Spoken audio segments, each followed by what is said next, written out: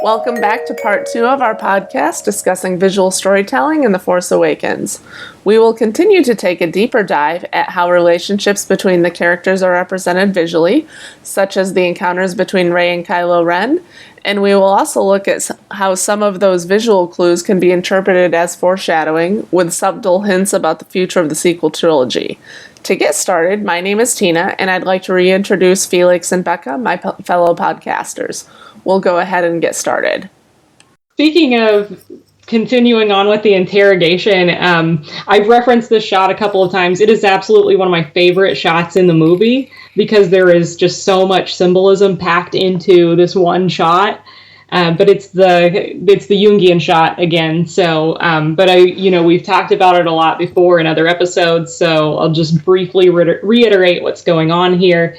Is you have Rey on the left-hand side of the screen, and she's strapped down and she's bathed in light. And then you have Kylo crouched down in the shadows, peering up at her. And so you've got this imagery of the shadow figure peering up at the light, at this physical embodiment of the light with the name Rey. And it's just, I don't know, it's really cool. And then I've mentioned Clone Wars and Yoda facing his shadow in the cave before.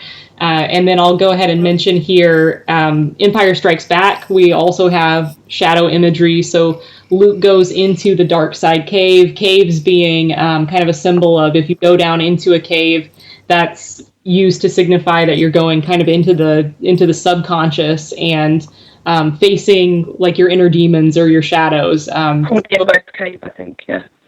So there's a precedent in the films before for in the franchise for this like shadow, this Jungian type imagery to be used. And then just moving forward in the interrogation, I just wanted to draw attention. I mentioned it before, when you have two of the same scenes, you're meant to compare or contrast them in some way, usually contrast. So if you compare Rey's interrogation to Poe's, what happened in Poe's? So actually, starting from when he was captured, it's very different from what happens with Rey. So Poe is captured. Poe mentions the mask. Kylo doesn't care. Kylo says, "Put him on board," and Poe is put aboard the trooper shuttle.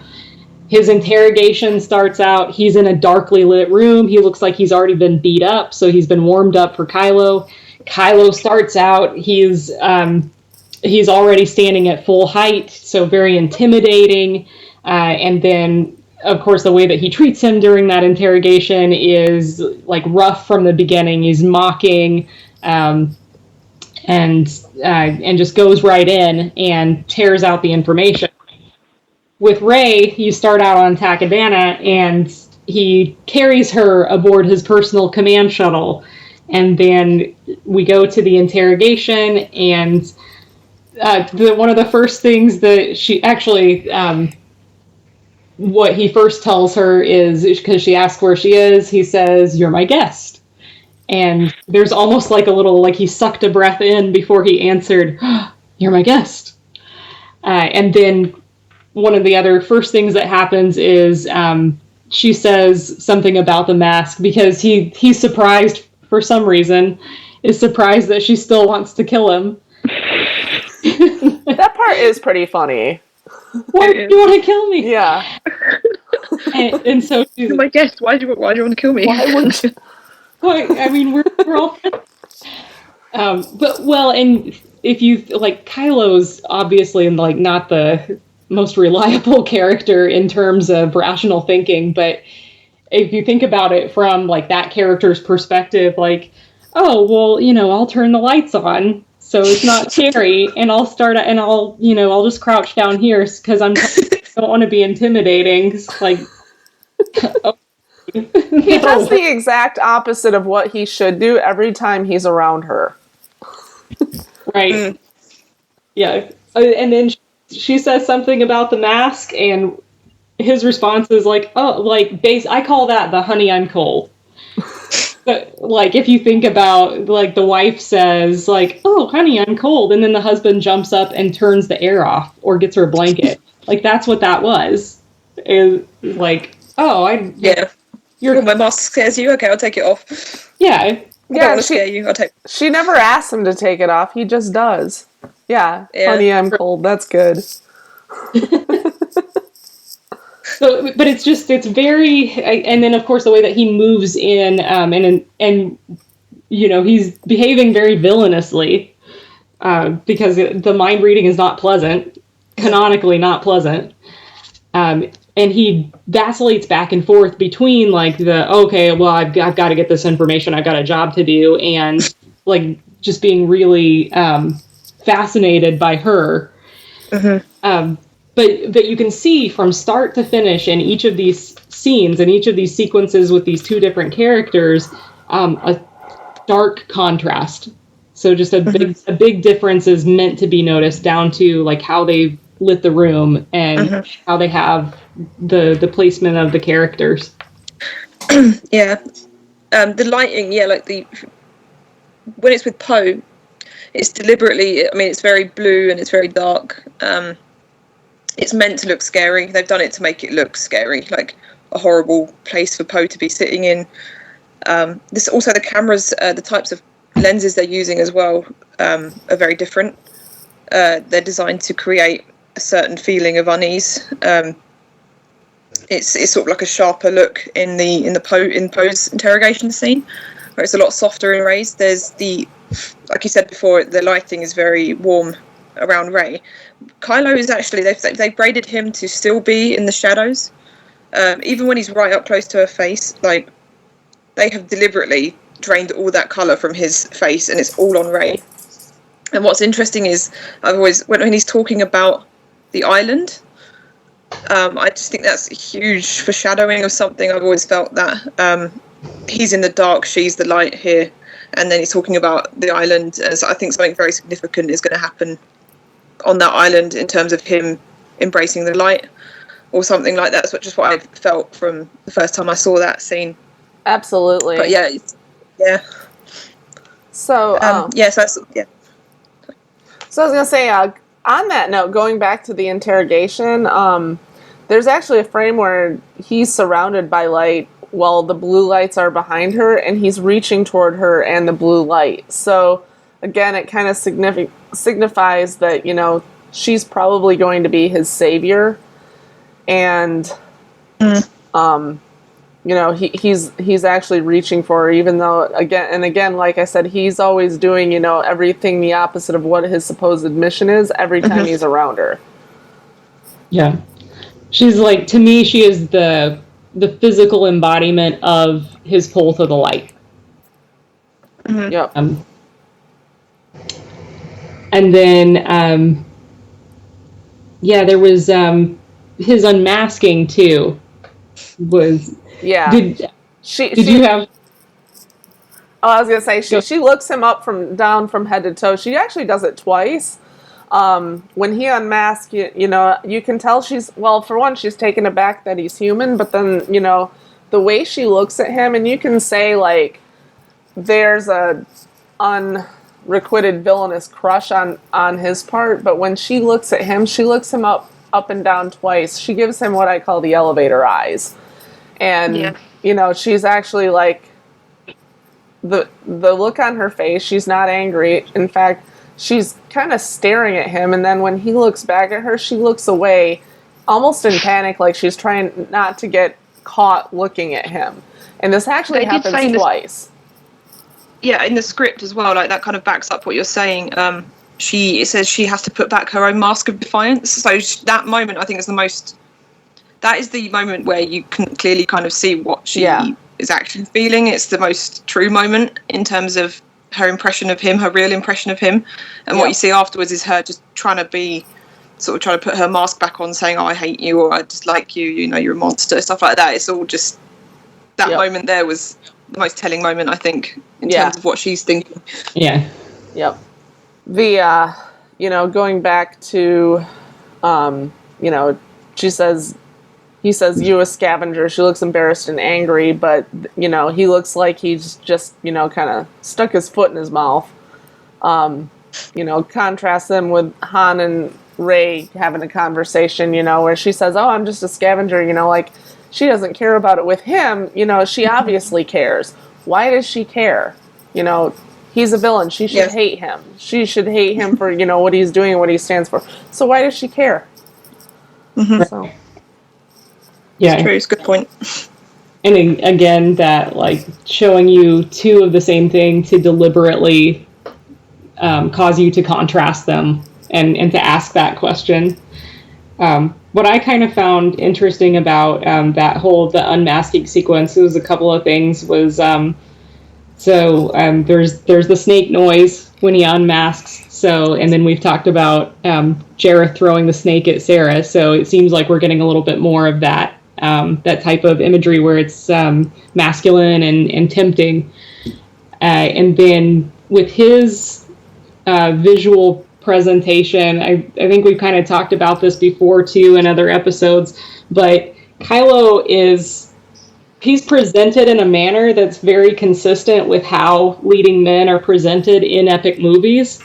He's his height is drawn attention to, and you could kind of say, like, you could make the case that it's just he's so tall and they use that to make him intimidating. Like, I could see that, but it is consistent with how leading men are portrayed, and then he's kind of combine that with how he is very carefully made up and he's lit to look his most attractive, and specifically when he's around Rey. Like, that is what kind of tells it for me, is like those are his most beautiful, arguably his most beautiful shots.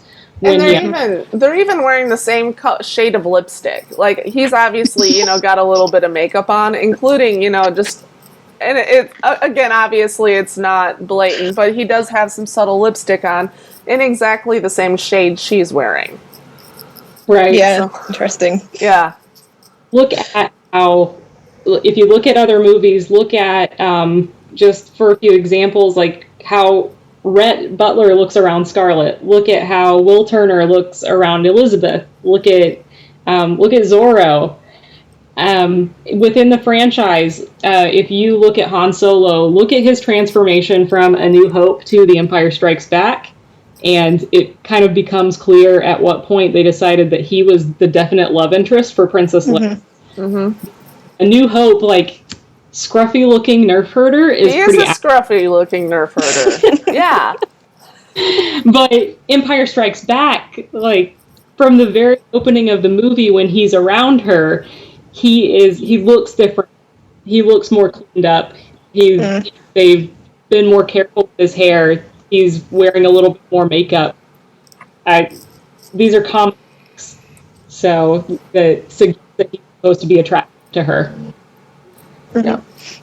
And then also in the interrogation, we have another instance of proximity is used to suggest intimacy, and this is when we like those, what I call the almost kiss shots. They're blocked in a way to suggest that, like, they're a breath away from sharing a kiss. Their lips are together. There's a they're very similar to that shot on Adana when he's leaned in close to her face, like he's whispering in her ear. So, and then Becca, I think you can talk about the sexualized shot.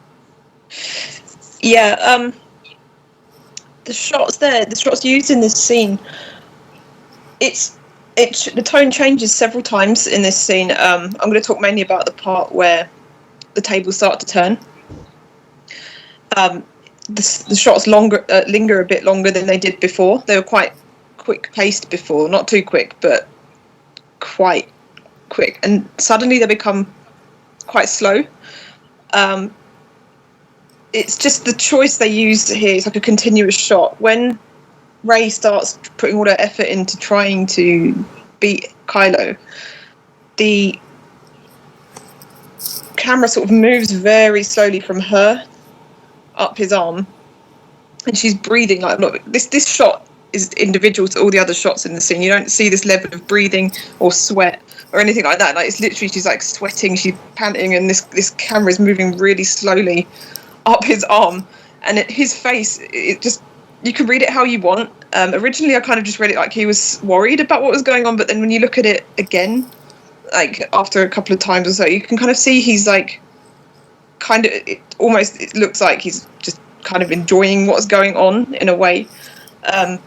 He's actually breathing really heavily as well, but they decided to remove the audio. You can see he's shuddering and panting, and they've removed the audio because I think that would have been a bit too.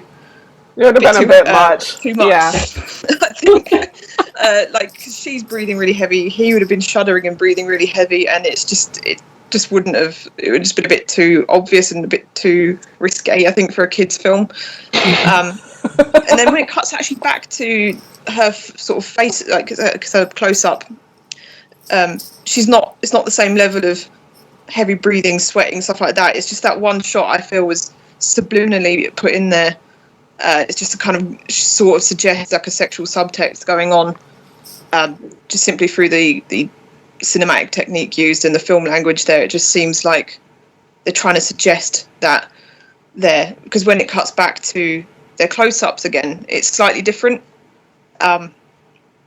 It's still like this look on his face, like he's just kind of smirking in a way. It's really strange to me. He's smirking. He doesn't even realise she's gone inside his brain until she starts snooping around. So it's almost like she kind of used this almost weakness he's having here to get in there, and he doesn't notice at all until she literally pulls out that horrible, calls him out on the Darth Vader thing. It seems like, I mean, I could be reading it wrong, but that's just personally what I feel sort of happens there in that scene. It's just very, very suggestive. Yeah. The whole scene is pretty suggestive. Yeah.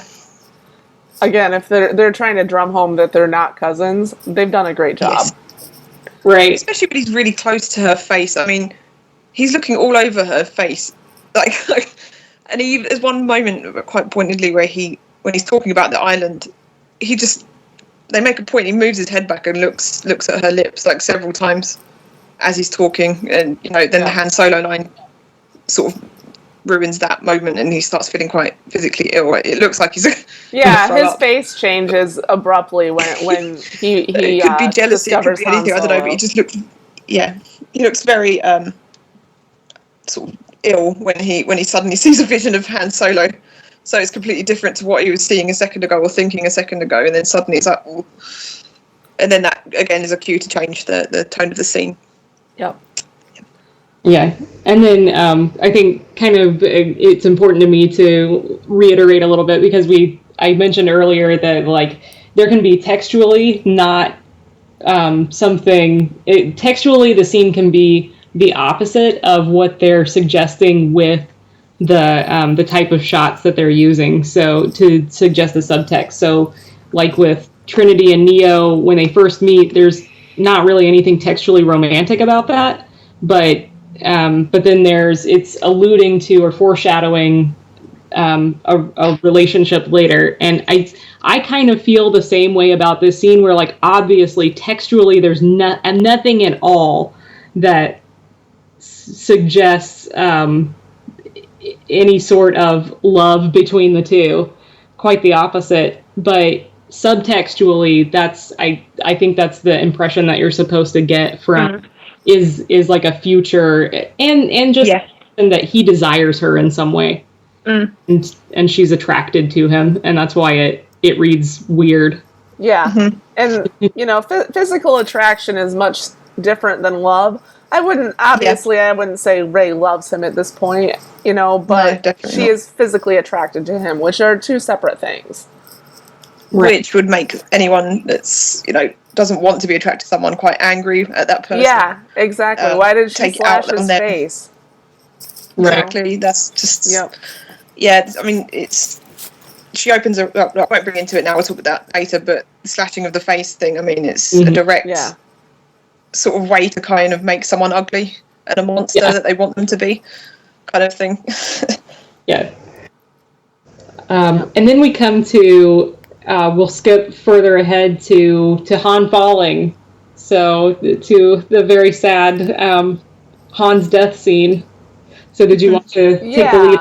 Yep, so this was shot from above. Kylo's standing in the shadow of a dark red light, yet when Han falls off the bridge, it's into a sea of bright white blue light that eventually grows until it envelops Kylo.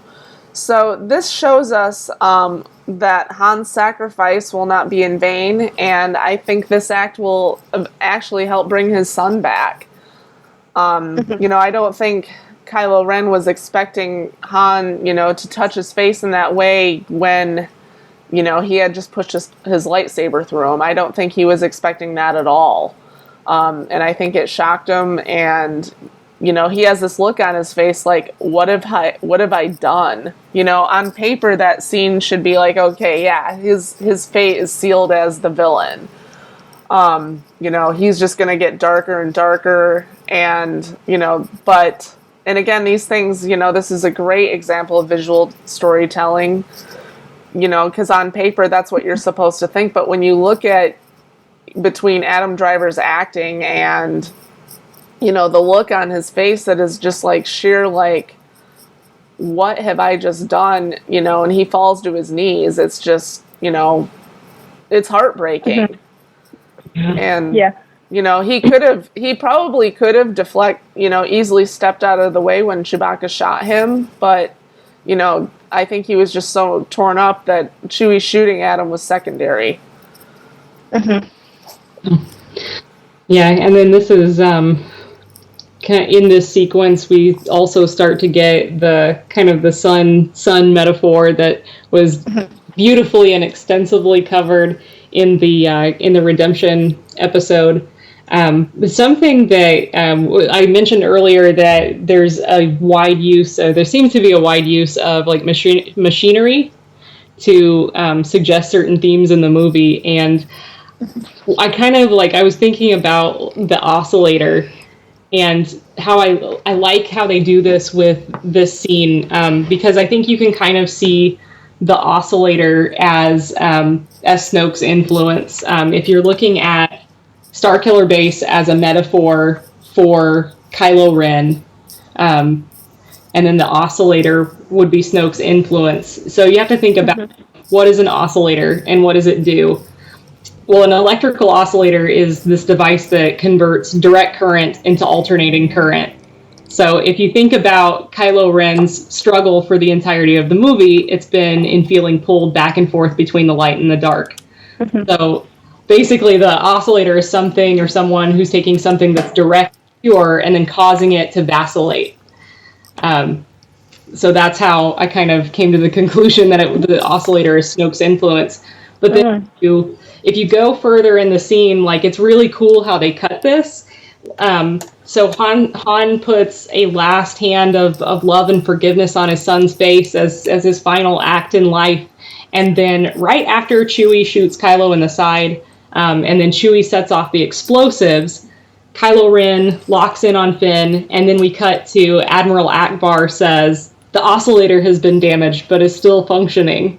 Because I think when that blaster hits Ren, he gets, this is my opinion, he gets a quick jolt back into sort of dark side energy, which would explain that look of pure sort of hatred towards Finn. This is just what I personally think might be happening there.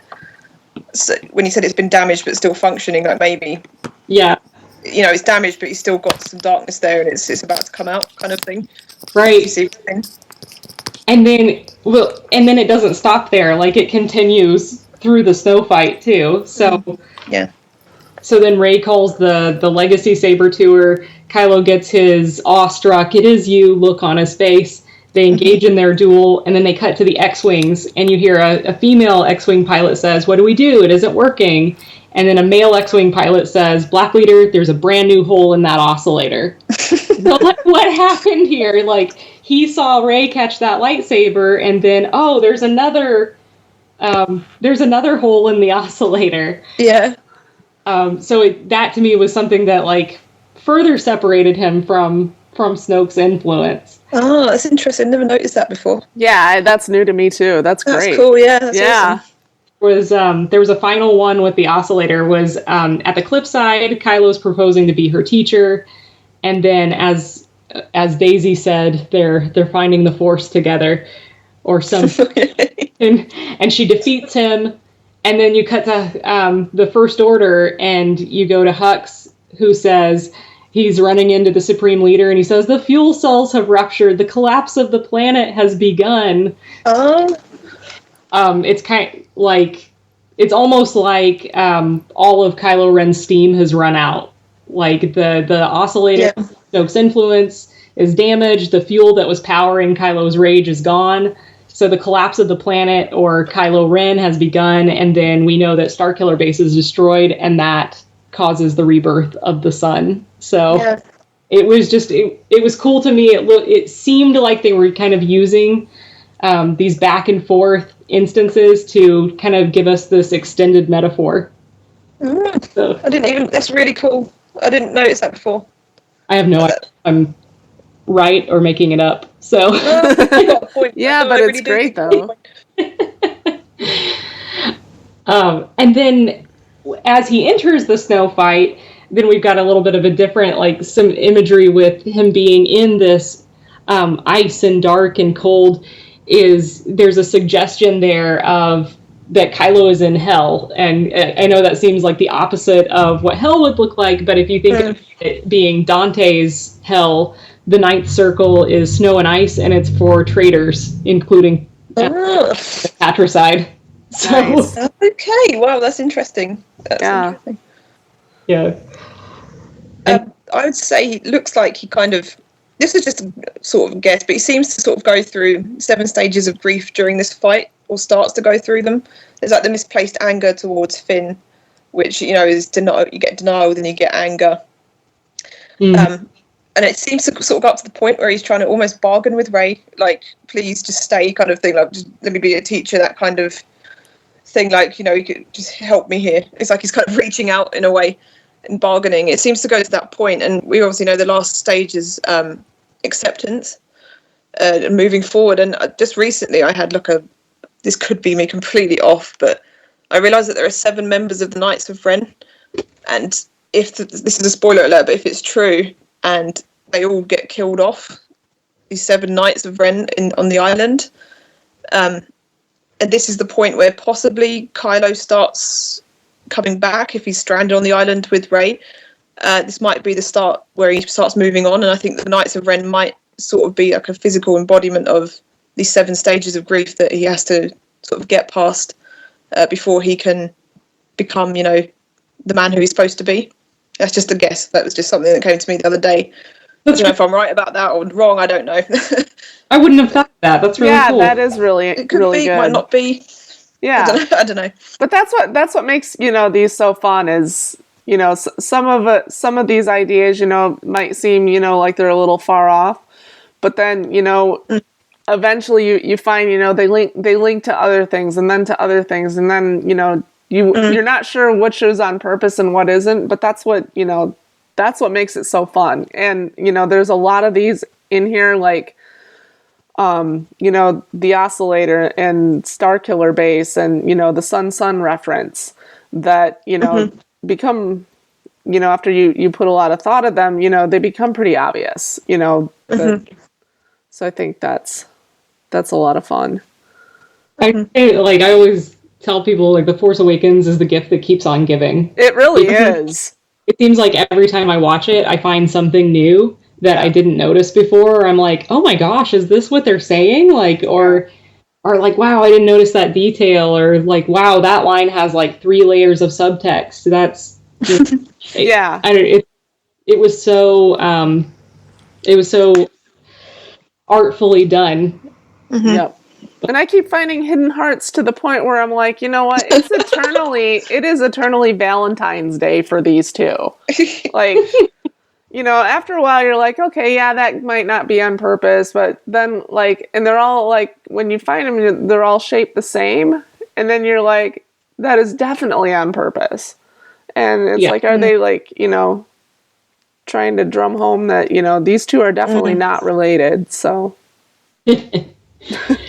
But just going back to the snow fight, again, we have contrast. So the way that Ren fights Finn it's vicious, it's brutal, it's very different from how he fights Rey. So Ren fights Finn as if he were in a bar fight brawling over a girl. Like it's and some of his poses as well, very dominant. Like when he knocks Finn to the ground, like I'm standing tall kind of. I saw it today recently. He sort of stands really, sort of not in front of like how a dog would when he's trying to show that he's the dominant person. Right. He knocks Finn to the ground. There's this moment where he's like got his back to him and he's like really rigid and he's a bit. I found that today. It was quite funny when I saw that. Yeah, and I mean, like to the point that he like scraps with him, like he throws a punch, which I've never seen in a lightsaber fight before. He punches him. Yeah, like he's in a bar brawl fight, like as you said, fighting over a girl. Yeah, it's really. Yeah, I mean, Obi-Wan didn't fight Darth Maul in that way in The Phantom Menace. None of the Sith fought anybody that way. No! It was all, finesse and sticking to the lightsaber, but like it was like just like a classic guy on guy. Yeah. Like I almost expected him to throw down the lightsaber and be like, all right, dude, no lightsabers, no force, let's go. Fight it looked like. It was so weird. And then, of course, when he gets to Rey, he's not being vicious like that. She comes after him first, and he's deflecting, and then he chases her to the cliff edge. But yeah, like you're supposed to notice a vast difference between the two. Yeah, and there's even mirroring moments. Let's talk about that cliff edge where Rey is. She's dangling on the edge of a cliff. So what is that a metaphor for? If you think about it, she's dangling on the edge of a cliff while he's over her, grunting and panting, and she's panting right back at him. And then, this is the point where we get, after he makes his offer to be her teacher, this is where we get these glorious choker shots. And if you want to talk about choker shots, this is great because there's one specific frame where they're linked together, side by side, Rey on the right, Ren on the left. And these choker shots, they're meant to signify intimacy.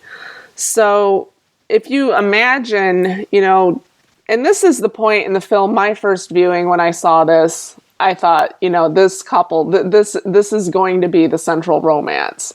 I wasn't during the interrogation and it wasn't during the bridal carry. For me, it was those choker shots that really drove the point home of where this was going. And that's, very, very common film language that we've seen in countless other films since probably the 1920s, 1930s, the dawn of, since the age of Hollywood. That's the kind of shot that has been used to portray that. So if you think about it, like if you think about say Count Dooku and Yoda, or you can think of Obi-Wan and Anakin during their lightsaber battle in the Revenge of the Sith, or help me out, guys, if there's any other Anakin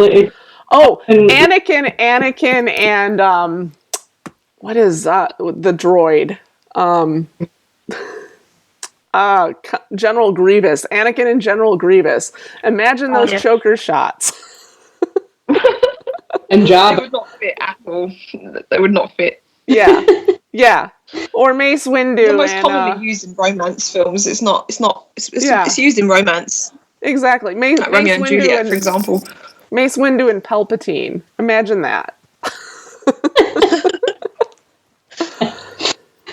So we should actually make this. We need to Photoshop these and show them in the video because I think that would be great. Mm-hmm. So, well, and the thing is, this is coming off the heels of dialogue that one can also associate with sexual undertones. This is when he says, "You need a teacher. I can show you the ways of the Force, aka the ways of the world." AKA, yeah. Yeah. And the ways of the world being a metaphor for sexual experience. The Force has been sexualized in the film anyway, I think. Oh, most from definitely. The interrogation scene onwards. So saying ways of the Force, especially between these two characters, is very sexual, I think. It's been set up already, I think. So yeah. Yeah, and with these with the tricks, some of the tricks that are used too, it's not just that there are choker shots, there's a rocking motion going on. And with the choker shots, you have we've talked about it in other episodes where she looks like she's straining to find something. He looks like he's in awe, and then looks focused, and then she looks like she's relaxing into it, and then he looks like he's trying to be helpful. They're very suggestive faces. Yeah, they are. Especially hers when she closes her eyes and her lips are, kind of parted half open. It looks like, for lack of a better word, it looks like he's trying to get her there. Right. Yeah, because not funny, but he pushes and then literally. Yeah, he pushes. You see that happen.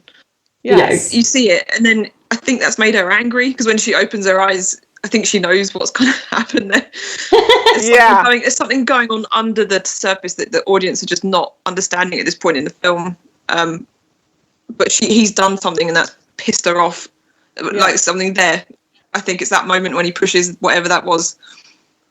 Probably hatred. I don't know what it is, but yeah, I don't know. And then she comes back at him with a vengeance, and he's yelling at her.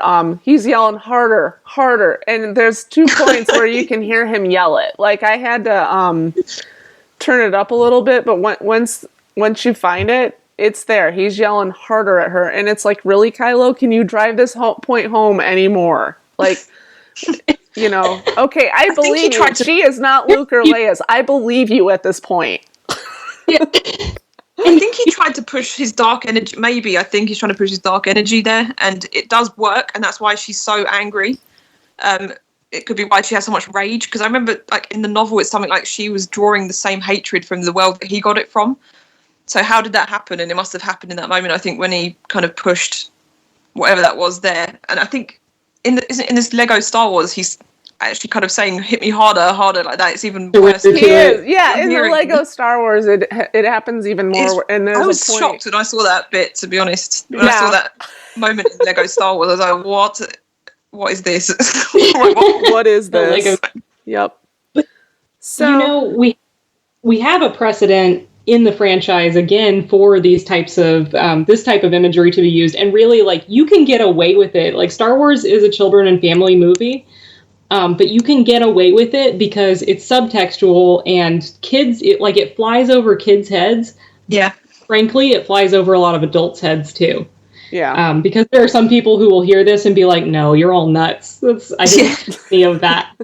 But if you think about Empire Strikes Back, when Han and Leia are on the Falcon and they've flown into the space worm in the asteroid, and there's a moment where the ship starts shaking because the worm is moving, and they don't know that yet, but they just feel like a shaking.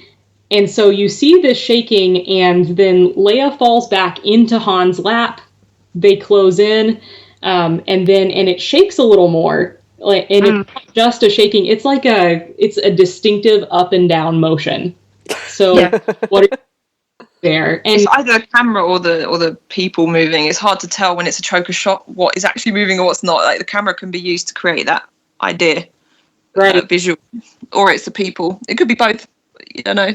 Yeah, and then coming off the heels of that, there's suggestive dialogue there that I tell you what, watching as an adult different from watching as a kid, because you get that about she's on his lap, it shakes up and down, and she's like, "Let me go." She freaks out because she's running away from any sort of romance with him.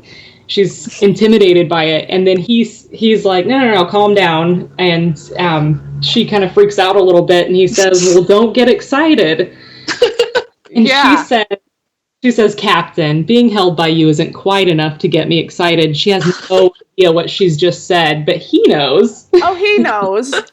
Yeah, and he's like, "Well, sorry, sweetheart, I don't have time for anything else.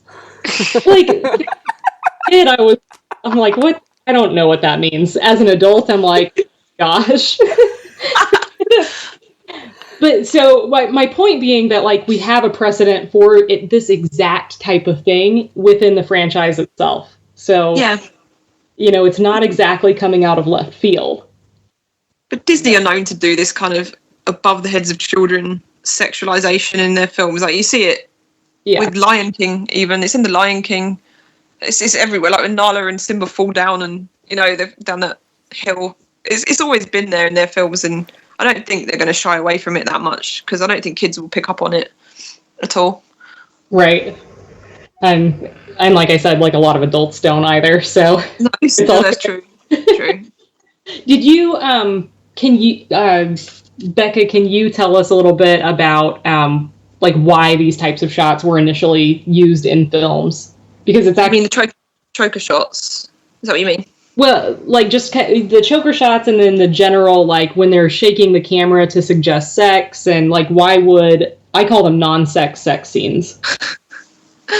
Yeah, I mean, it is there to suggest that motion. Like if you're not literally showing sort of sex in the film, you'll use other methods when you're making the film to suggest it. Like you've just said, you pretty much covered it with the whole choker shot. It's supposed to be intimacy. Rey's positioning of her arm actually in that scene, it's kind of when it cuts back and forth, it actually kind of is holding them, but it's hard to explain it because you have to kind of see it, so you might be able to see it in the video. But her positioning of the arm is there to sort of cup them both together as well when the cameras are moving, and it sort of shows like a sort of sexual movement there. I don't know what.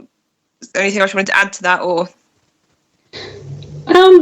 No, I don't think so. I think there was just like, earlier already. There was it's interesting. This is just a little fun tidbit, but they kind of started using these sorts of shots. I guess the history on it is that way back in the day when the Hays Code came about, then you couldn't show sex scenes in movies. So that's just like a little tidbit about why these shots or this type of filmmaking began, so that you can suggest sex subtextually without actually showing a sex scene. So yeah. And in my personal opinion, sometimes that drives home the point a lot more. Just for me, I kind of get, the imagination can do a hell of a lot more than what's actually shown on screen. So actually, things like films that follow the Hays Code, at least just for me, are far more intriguing, I think, than a graphic love scene to me. Yeah, it is much more intriguing. Yeah, I agree with that. There's a really interesting shot during this whole sequence when it's right as like she opens her eyes and he sees that like it's like an oh crap look. Oh no, I guess she didn't want to be my student. But opens her eyes and then he gets that look on his face, and for just a brief moment they're in the same shot. It's almost like a subliminal thing where single frame right, where they're both like in the frame together. It cuts back and forth. There's a frame there where they are in the same shot together, so you can see, I think that one's facing one way, one's facing the other. Is that the scene you're talking about, that moment? That's the exact one. And then packed into that shot, like her eyes are red, his are blue. So there's kind of this question of like, what are they suggesting here? Are they taking on each other's attributes after this exchange? And it's not altered or photoshopped. It's shot directly from the film. So it's a really cool shot, and you'll see it in the video. Yeah. We skipped over a section. I wanted to go back to it so that you get a chance to talk about the things that are split in half. Oh yeah, sorry, yeah. I did quite an early analysis of the scene quite a while ago.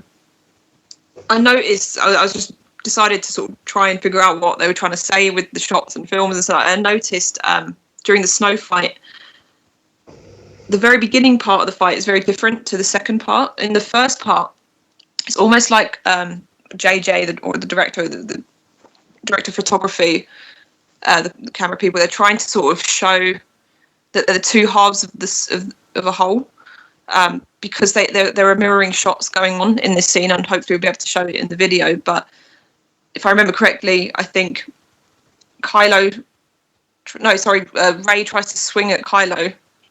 Kylo ducks, he runs right, and then I think Ray misses and she hits a tree, and then the tree falls over, and then the next minute it's reversed. So Kylo tries to strike Ray ducks, and then I think Kylo hits a tree, and then the tree falls over.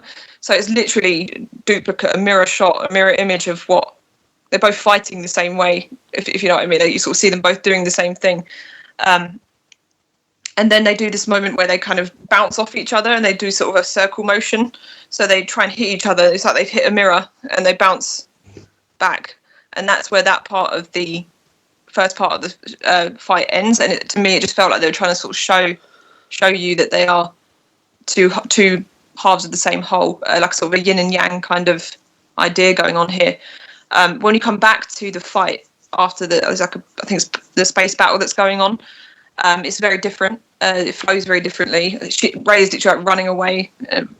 Kylo Ren is trying to catch her. Again, they split a tree. I think it's Ray hits the tree, and then above them, and the tree splits and falls.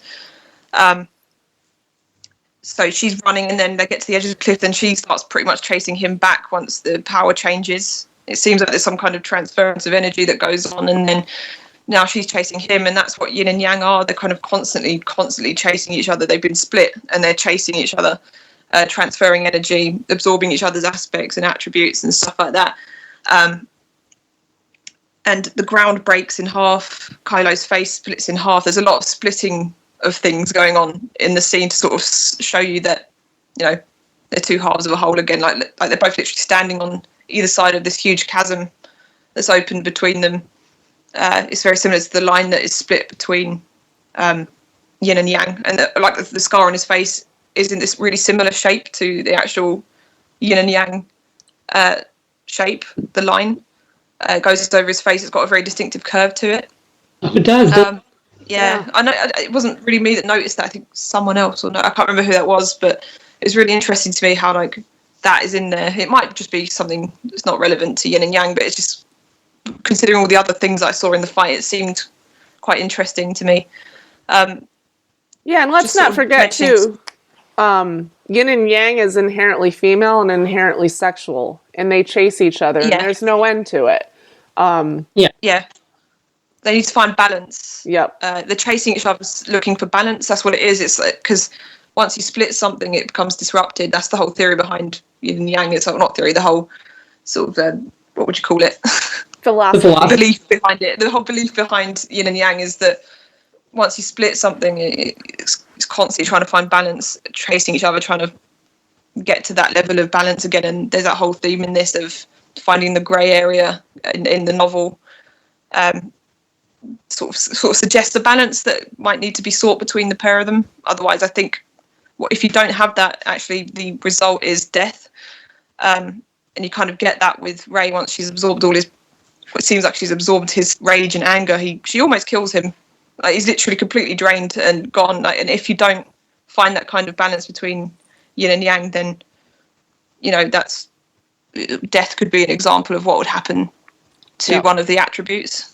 Mm-hmm. That's what's kind of, that's what it kind of is. And they're also kind of portrayed as yin and yang in this. One of the most striking things for me is, I think yang is the male energy and yin is the female energy. So Ray is sort of portrayed, you get her on the sun planet, and that is yang. Ren is introduced, or he sort of lives, or is sometimes lives, I think he sometimes lives on the snow planet, and that's like a complete opposite, and that is what yin, the female energy, kind of represents. Right. Yeah. It's also down to the clothing colour as well. Like, she's not wearing white, but I would say it's like off-white. He's wearing complete black. I think each of them have this small element inside them, like she's the light, but she has part of the dark inside her, and he is the dark, but has part of the light inside him.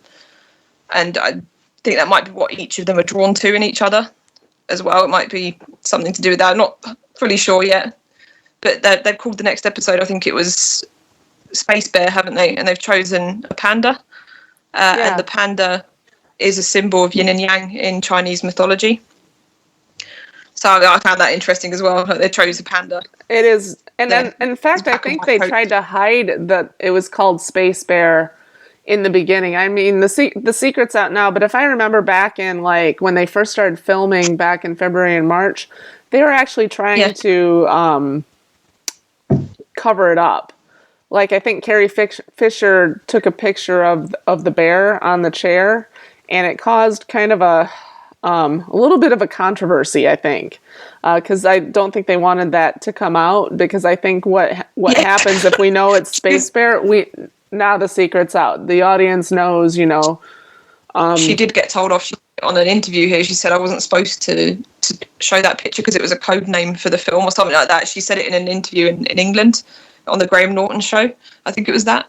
Okay. Yeah, this was pretty. That's right. She actually said she got told off. She wasn't supposed to show that. So that says a lot, I think. I think that's when she said that they don't tell her things. Yeah. She's on a need to know basis. Yeah. Okay. So kind of going with these, you talked about yin and yang and these masculine and feminine themes. I'm going to go back to, again, the phallic and yonic imagery, but I want to take a little bit of a different turn with it. So this isn't sexual. Like, it can be used to suggest sexual stuff, but phallic and yonic imagery can also be used to tell stories about power and positive use or negative use of power. So there's this really... the slashing across the face, as far as, like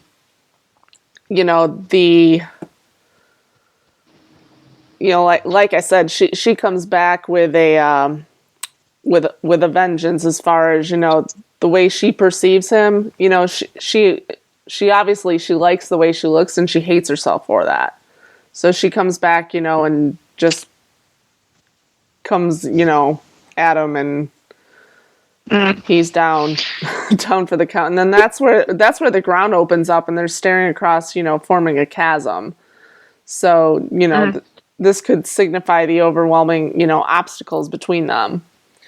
Rey runs away, looks back one last time, before boarding the Millennium Falcon. Let's talk about Rey looking back, that one last time. What is she, why do you guys think she looks back? Personally, I think she looks back because she's looking for him, or feels something to do with him. Yeah. There. I think the novel backs it up, doesn't it? The children's novel says she looks back or something, because she wants to see if he's going to be rescued or something. I can't remember quite clearly, but I think that's why she looks back. They do explain in the children's novel. Yep. I can't to see what he's doing. I don't think I read the children's version, but it's a very brief shot, but it's enough to suggest that, I mean, like, why would she look back if she wasn't concerned in some way? Yeah. I think of Rey, like, she is very much like Han to me, where Han, when we meet Han, he's this very gruff exterior, it's almost he's acting bigger and badder than he is. Because when it boils down to it, Han Solo is kind of a big softy, and he, I can't remember who exactly said it. It was somebody involved in the filmmaking process, but Han has the biggest heart in the universe, or the biggest in the galaxy, and that's kind of, Rey has like some darkness in her and some rage in her, but how I see her portrayed is that she is, she kind of is the same, where she has this gruff exterior. She's kind of cantankerous, but they're, in the end, she ends up giving into her compassion. So she tells BB-8 to go away, and she's I don't need anybody hanging around, but ultimately she's like, oh, okay, come on. And it would be within, no one would blame her if she did. I mean, look at what she has to go through, on a daily basis. But I think to me that look back is really, it speaks something to her level of compassion. Because I mean, considering everything that Kylo's done, she still looks back. She still worries that somebody's not going to come for him. She doesn't know. She's definitely got abandonment issues, and that definitely would play into her abandonment issues, especially with her. I think she feels like she abandoned him. She didn't have a choice, obviously, but because the ground opened up, she couldn't save him if she wanted to, but that definitely speaks to her abandonment issues. And I think, Adam Driver has even said that, at other points that Kylo Ren has abandonment issues as well in regards to his parents and his family. She actually, when the ground breaks, if you look really close, because it's an establishing shot, so it's very hard to see, what's going on with the two characters. But she's actually looking from side to side, almost like she's trying to find if there is a way across. And then she looks back at Kylo Ren because she knows there isn't, and kind of explains her base there in a way like she knows she's going to have to leave him there, kind of thing. I don't think she meant for that to happen, really.